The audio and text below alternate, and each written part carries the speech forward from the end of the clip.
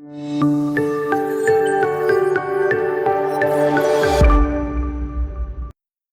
evening, everyone, and welcome. Friday night update, day number 436 in the war in Ukraine.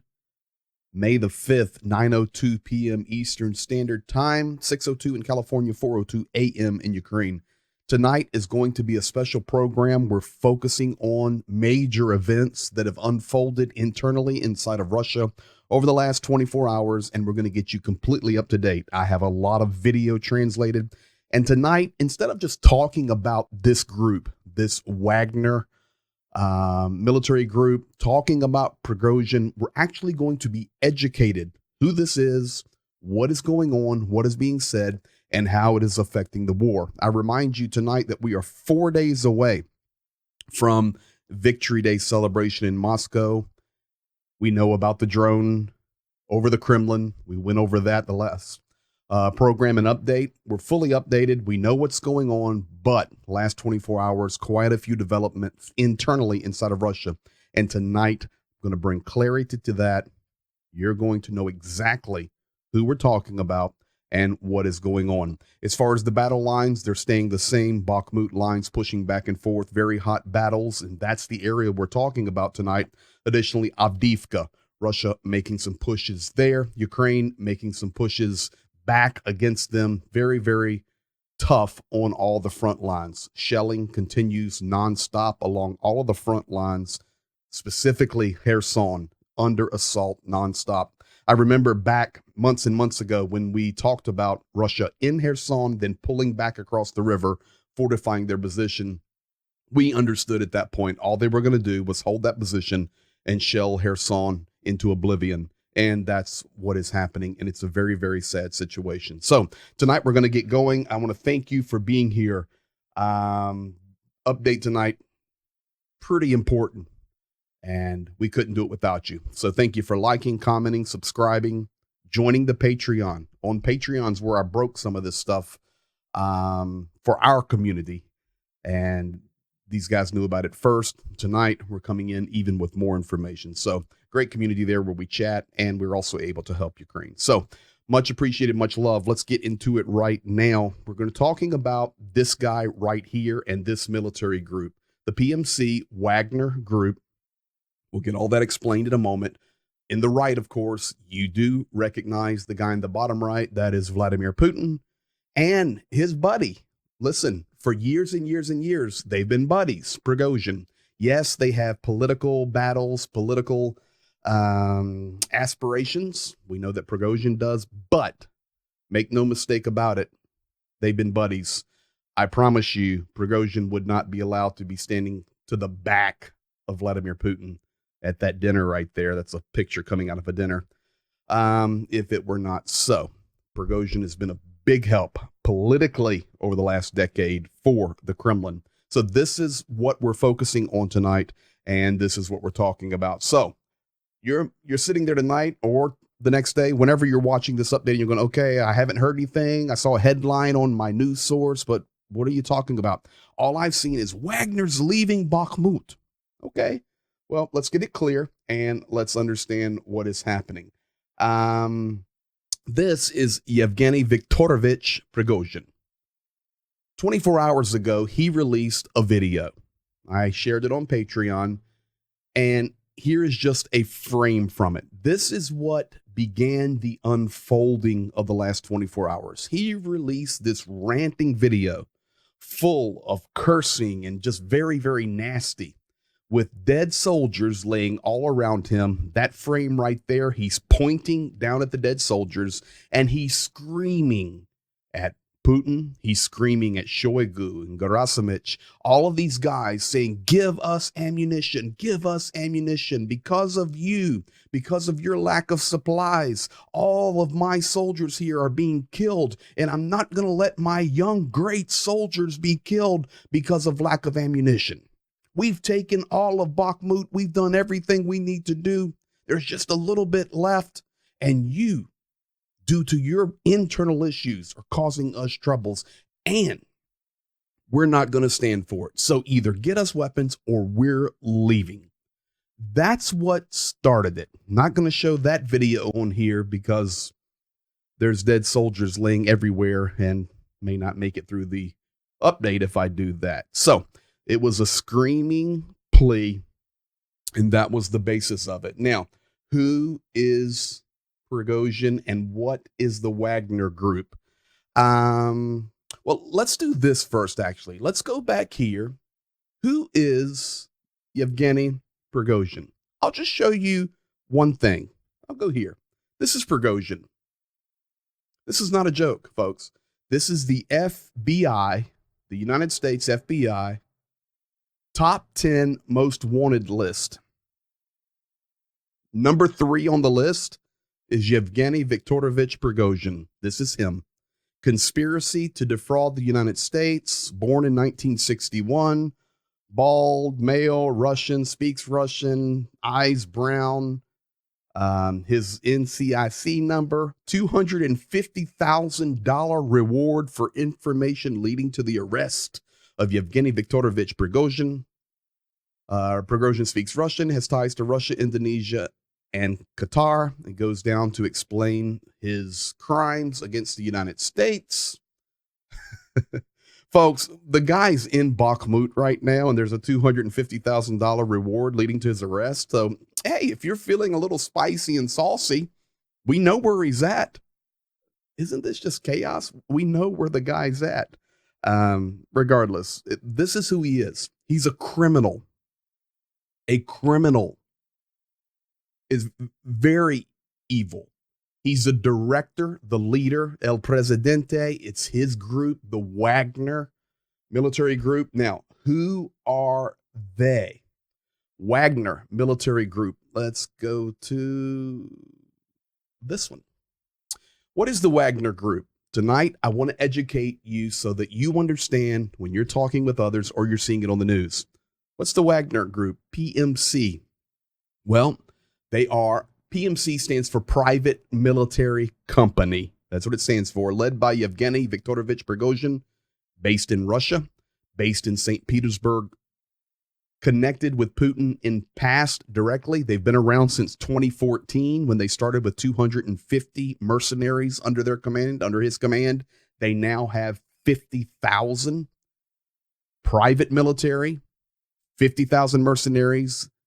Many of the mercenaries are drawn from suspect backgrounds, such as prisons and criminal activity, and they work globally for financial gain under the auspices of a Russian paramilitary organization. Right now, their field of operations where they are active, and just think about some of these nations: Venezuela, of course, Ukraine, additionally, Syria, war, Libya. How about all the news we've been hearing about the war in Sudan over the last 3 or 4 weeks? That's where the Wagner is. We've shared with you in the past that the war that's happening in Sudan, the buttons are being pushed by Russia, and Iran and China. Mali down there in Africa, Central African Republic, also Mozambique. So this group is not just in Ukraine. They're everywhere. They have 50,000 soldiers. Many of them have been killed now. Of course, they're always recruiting new. It's a job. They're hired mercenaries. Now, when you think about that number, 50,000, and then you see all this screaming about we need ammo and we're going to leave and all of this is happening, well, it makes you understand, or allows a little bit of reasoning to come in, that they're not that big. They probably have about 20,000 mercenaries in Ukraine fighting. They have mercenaries all over the world fighting. So when you see these screams, much of this is for an internal show. Russia doesn't need Wagner. They're using them. They're paying them. It's just like the Chechens, the Kadurites from Kadyrov that are fighting in Ukraine, of which we'll get to that in a moment. That's connected to this story. They are, yes, a strong group of mercenaries, but they're criminals. And they're not what Prigozhin in Russia wants to paint, this picture of these super stormtrooper hero soldiers. They're private mercenaries. They're thugs. I think that's the right word. They're thugs. So let's go back here. This is Prigozhin. After the screaming rant about ammunition and the dead soldiers laying all around him 24 hours ago, today, Yevgeny Viktorovich Prigozhin comes out with another video. This time, it's not a screaming rant. He has some soldiers around him, mercenaries around him, and he begins to give a declaration about the history of the Wagner, history of the war in Ukraine, how great the Wagner is, how many times they've saved Russia from destruction, and if Russia does not supply them with weapons, they will be leaving Bakhmut on May the 10th. Now, why is May the 10th so important? Just think about it. You guys know this. May the 9th, Tuesday, May the 9th, is Victory Day. So, can you get some of the understanding here? If it was really such a desperate plea, Prigozhin, you'd be leaving now if you're so angry. Why are you staying until after Victory Day? Because the reality is, Wagner actually had a deal to have Bakhmut completely conquered by May 9th. They are 2 kilometers short. So many on the inside of Russia are saying, no. You have not fulfilled your obligations, so you're trying to spin it that we're not supplying you. Ukraine has very clearly stated, actually kind of in agreement with this Russian media coming out of the Kremlin, that Prigozhin has plenty of shells. Ukraine is saying the same thing. The problem is Ukraine is stiff. They're having a great resistance, and Prigozhin and his mercenaries cannot break through that last couple of kilometers. So he arranges these videos and he just blows up and rants and raves. It's all games, folks. You're going to see that everything is political games. Unfortunately, under these political games, Ukrainians are dying every day. So this video that he came out with today, explaining the war, I thought was worthy to share. This is a main player in the war. When the man's name is making headlines on most news sites today, and he's the leading story, Prigozhin, Wagner, Bakhmut, we better understand and be educated about what it really means. In addition to that, being able to understand what he says for you guys here tonight or whenever you're watching this, great advantage. So let's get to the video. Prigozhin speaking today, and this is what all the world news is talking about. Here is his statement from Bakhmut today, translated for you guys tonight. Here you go. I am speaking personally from the Council of Commanders of Wagner PMC, from the soldiers of the Wagner military. I address the head of the General Staff, the Minister of Defense, and the Supreme Commander-in-Chief, and all the people of Russia. On the 16th of March, when the special military operation did not go as planned, we were asked to help. On the 19th of March, 2022, our divisions arrived from Africa. They were fully equipped, and they entered into the combat right away. We came into the most difficult spot, the center of Popasna's fortified area, and by May the 9th, 2022, we took ownership of that settlement. Then, again, we had to rescue the army, which shamefully, they fled from Izum and Krasny Liman. We took up the front line. It was 130 kilometers long, and we held off all the enemy's pressure. On the 8th of October, 2022, we gave the army a chance to rest. We drew all the forces to ourselves. We sacrificed our own lives, and we started the Bakhmut meat grinder operation. We have demonstrated success in this Bakhmut meat grinder, and we have good results. It's led to some people near the military bureaucrats and Ministry of Defense. They were green with envy from our success, so to speak. So we were put on this so-called artificial ammunition defeat. They call it an ammunition famine. But there's plenty of ammunition. It's in abundance in the warehouses, and we have received no more than 30% of what we need. So our losses are much higher than they should be. But even with that, we still go forward. A month ago, they stopped giving us ammunition completely. Well, we received no more than 10%. We were going to capture the settlement of Bakhmut by 9th of May, 2023, Victory Day. But having seen that, the near military bureaucrats since May 1st have in fact stopped all supplies to not let us do that. It's because they're sitting there in Moscow and shaking their fat stomachs and think they will go into history as winners. But you already go into history as cowards. Therefore, I officially informed the Minister of Defense, the head of the General Staff, and the Supreme Commander-in-Chief, my guys will not suffer losses in Bakhmut without ammunition. Useless, unjustified, it is not going to happen. Therefore, from the 10th of May, 2023, we are exiting Bakhmut City, the settlement. We only have 2 more kilometers to capture out of 45. We've got it all.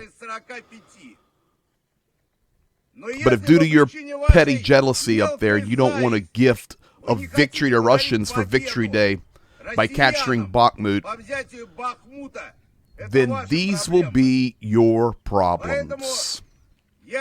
So I request from the head of the General Staff to sign a combat order. No official papers have been written to us in this whole war, because our leadership is scared to admit responsibility both in assault and also in retreat.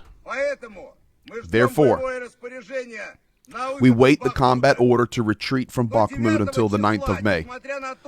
Despite, even though we're practically out of ammunition, we will remain in Bakhmut, not to shame the shine of Russian weapons on the sacred holiday of all of Russia. We won't shame our nation. After that, we will retreat to camps off the front line, and after working nearly 400 days in this war, we will then rest and wait in those camps until we are needed again by the people of Russia. And I think this is going to happen very soon. Because, unfortunately, you're not able and capable to manage what you've been assigned. My official statement you will officially see in the press office. Thank you to everyone. That is it. Thank you again. So there you have it. The translation was solid, folks, the voiceover there. So you hear multiple stories. No ammunition. We received 30%, and then it was 10%. Now, you know, if it's not here, and we're going to pull out on the 10th, and we don't want to shame Russia for the 9th, and I'm calling all the guys in the Kremlin with their fat bellies to start doing something. And then what we're going to do is we're going to go back and we're going to rest in a little safer area and wait until we're needed to be called upon again. His statement's so ignorant. First of all, let's make a few things clear. They've got plenty of shells and ammunition. The bottom line is they can't get the last 2 kilometers of Bakhmut because Ukraine is holding out with an iron fist. That's what the problem is. How do I know that? Ukraine's themselves is making statements about it. The defense, Deputy Defense Minister Malyar being interviewed. I have that on video I'm going to share with you in just a moment. She goes, they have munitions. Yeah, we're blowing it up behind their lines, but they have munitions. The bottom line is this Wagner is not everything that it's supposed to be. Now, the same thing that they're doing is basically what the Ukrainian soldiers that are holding out in Bakhmut are doing for Ukraine. It's allowing time for more reinforcements to come for Ukraine, for example, more munition to come, more agreements to come. The same thing there in Bakhmut, the hottest battle in the war, Wagner being sent. They're the ones in the meat grinder and Russia, of course, working behind the scenes with their standard military. So we'll see what's going to happen, but I can tell you there's some chaos. Now, many people are saying, well, that information's never going to get to the Russian people. And a lot of it will not, but this one already has. This one, I can tell you 100%, making its ranks through Russian television, through all of the media. And I even have some Solovyov tonight, a very humble and contrite Solovyov, not the screaming madman that we usually hear from. So let's start with this. This right here is Minister Malyar, Deputy Defense Minister, and she's being interviewed. All of this unfolding after Prigozhin goes nuts with these last two videos. Here's her statement giving some truth about munitions. So you know what the real problem is, and that is the activity of the Ukrainian military. We're actually the ones doing the work, and we are the ones that destroyed the ammunition supplies, all the facilities of the Wagner there in Bakhmut. It's not so much a missupply, but the point is we have destroyed all of their ammunition supplies. The lady said, so you think this is what the real story is? There you have it, folks. Malyar giving it, smoking actually Prigozhin. And she's just telling the truth. Ukraine is the problem. Their stout defense, the Wagner cannot deliver on those last 2 kilometers yet. And she actually is agreeing, telling her side of the story from the Ukrainian viewpoint that munitions are not their problem. They've got tons. That's not the issue. They've ran into our army. So that's the Ukrainian response to that. Now, we get a response from the Kremlin. Peskov and others coming out of the Kremlin states, of course, the Kremlin is fully aware of the threats and possible departure of the Wagner PMC. Now watch this. Prigozhin will not remove the Wagnerians from Bakhmut. The issue is he breaks another promise to capture Bakhmut by May the 9th. Therefore, he is now trying to make someone guilty of this because he now understands that he can no longer keep his word. Folks, do you think they're having chaos on the inside of this Russian war machine? Absolutely obvious. I know they spin a lot of things and they want to create this atmosphere of madness, but folks, it's reality. It's a place of chaos, a place of division, and okay. We know what the Bible says. A house divided against itself cannot stand.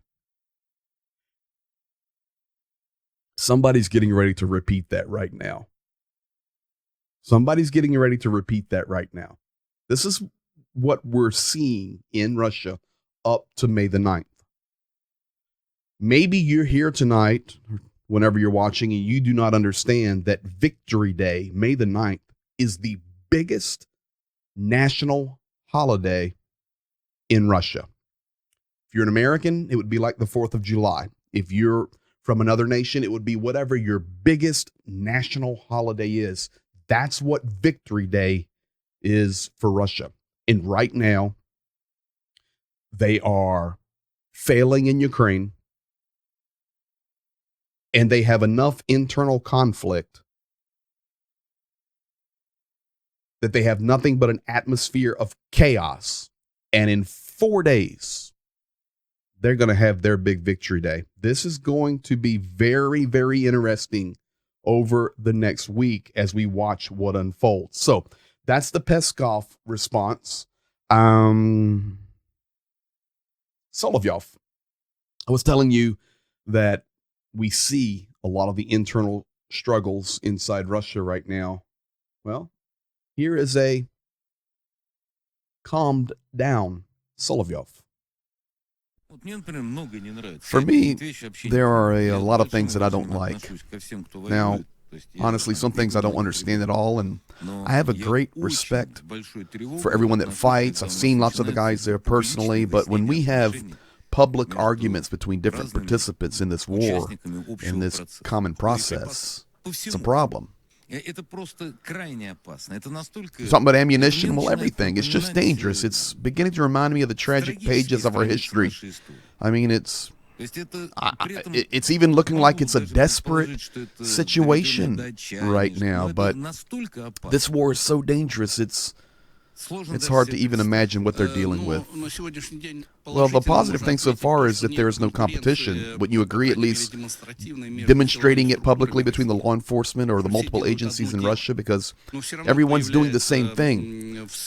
But of course, there are still appearances in the media and the public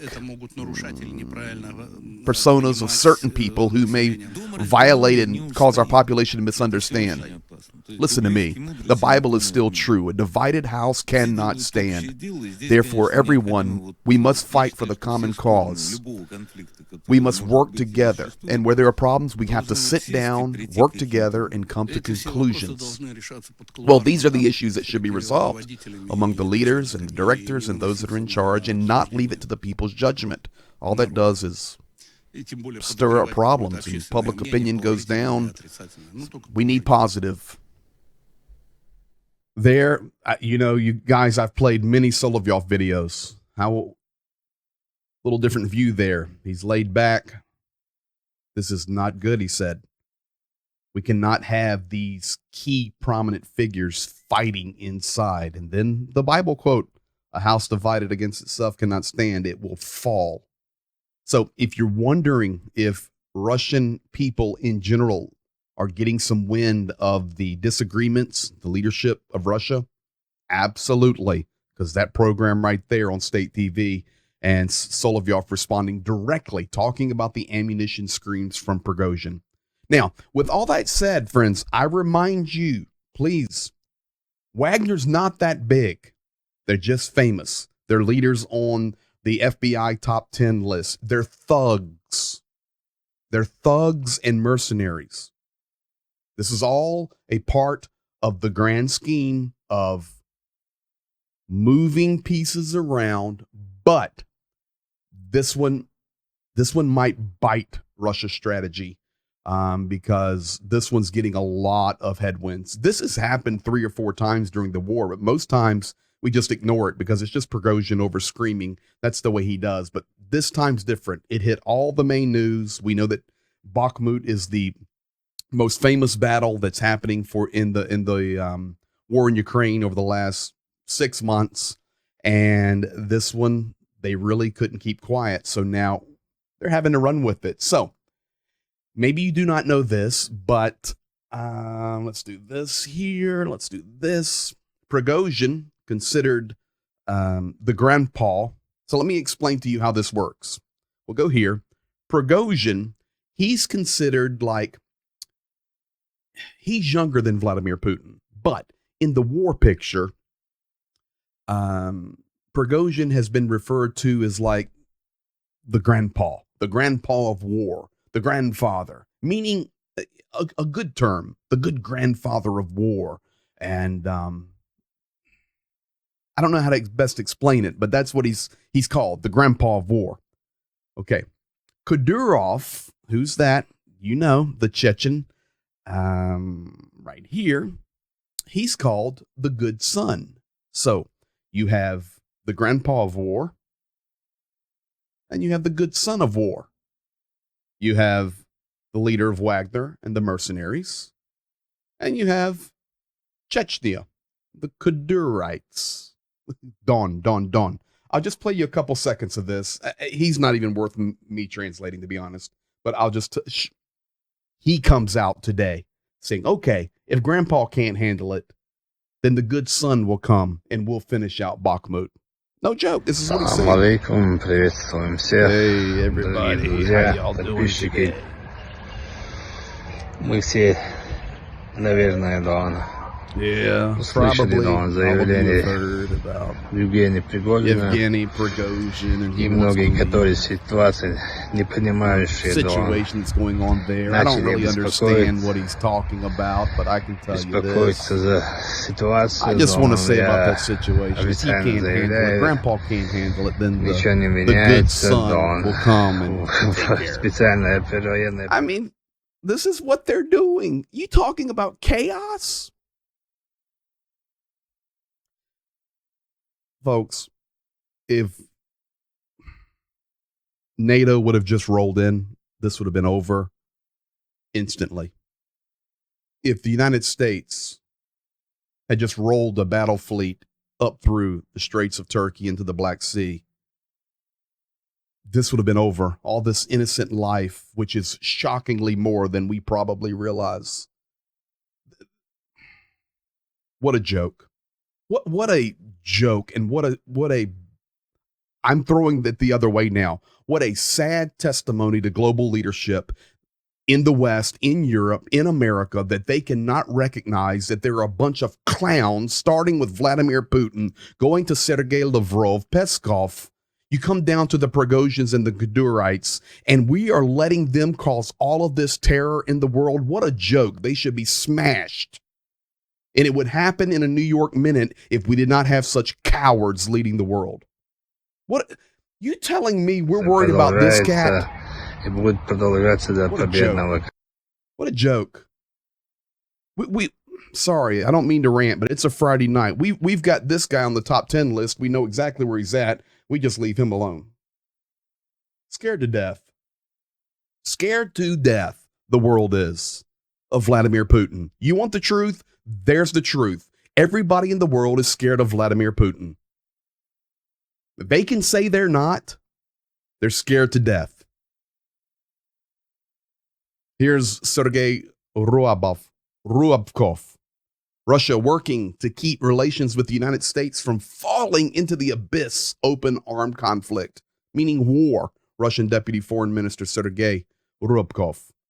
We are already on the brink, on the edge of this abyss, meaning World War III. The Russian Federation is ready to use all means so that no one is allowed to encroach on the security of our country's leadership, he said. This being in response, drone flying over the Kremlin and the activities of the last couple of days with Prigozhin and the madness and chaos that is happening. They are actually blaming the United States for all of this.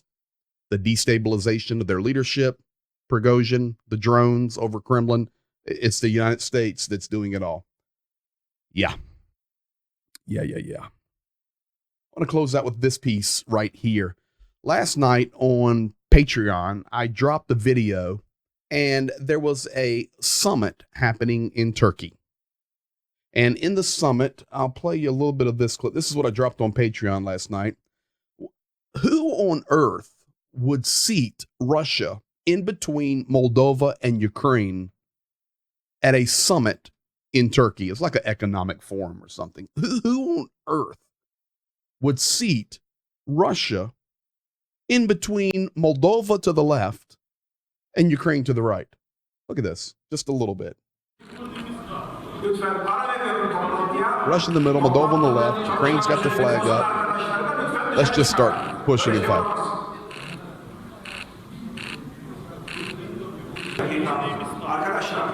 I mean, let's just go ahead and go for it at the Economic Forum there in Ankara, Turkey. Well, that's not the end of the story. Today, at the conclusion of the Economic Forum, a Ukrainian deputy in the United States, this would be equivalent to a House of Representatives member. This could be a McCarthy, Speaker of the House. I mean, this is a House elected high-level position, high level. He's just trying to take a picture in front of the sign that says the Economic Forum, holding the Ukrainian flag up, and a Russian minister comes over and grabs the flag. The Ukrainian minister starts chasing after him. Folks, what is going on in our world? Here it is. Today, Turkey. Russian grabs the flag. Here comes the Ukrainian House member. Let's go. Grabs the flag back.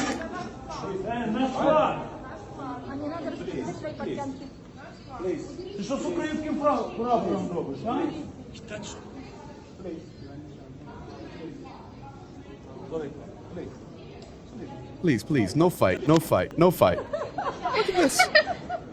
Grabs the flag. Here he comes. No, you're not doing that. Bam.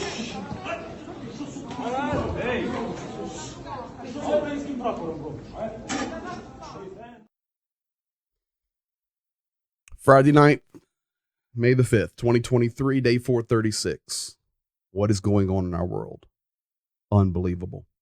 Hopefully tonight you've been updated on Prigozhin, the Wagnerites, been educated, and you have a clear understanding when you're seeing headlines over the weekend. We are building up to this May 9th Victory Day event, and we're going to see what happens. We're scheduled to be back on with the next update on Monday, 9 o'clock Eastern, but we could have some madness unfolding this weekend, and if so, we will be here. So make sure you're subscribed to the YouTube and you've hit the little notification button so that you can get an update and be notified that if we're rolling. Other than that, we wish you a blessed weekend. Hopefully now you got a little clearer picture of what is happening up to the moment, day 436, war in Ukraine.